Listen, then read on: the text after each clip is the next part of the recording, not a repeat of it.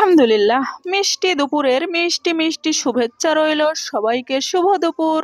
মনটা যখন ভালো থাকে তখন সব কিছু কিন্তু ভালো লাগে, আর মন যখন খারাপ থাকে তখন ওই ভালো লাগাটাও খারাপে পরিণত হয়। তাই সব সময়ের জন্য আমি কিন্তু আমার ওই প্রিয় দূরপ্রবাসী মানুষটির জন্য কল্পনার ভিতরে ডুবে থাকতে চাই। আই মিস ইউ প্রিয় হাজবেন্ড, অনেক বেশি মিস করি তোমাকে। আল্লাহ যেন সব সময় তোমাকে সুস্থ ও সহির সালামতে ভালো রাখেন।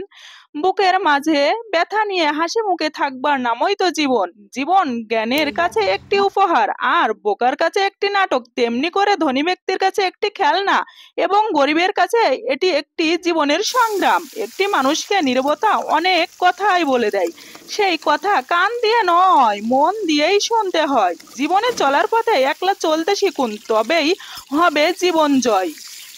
পরের ভরসা করে চলতে গেলে শুধু শুধু সময়ের অপচয়, কারণ একলা চলতে গিয়েই অনেক কিছু শিক্ষা পাওয়া যায়।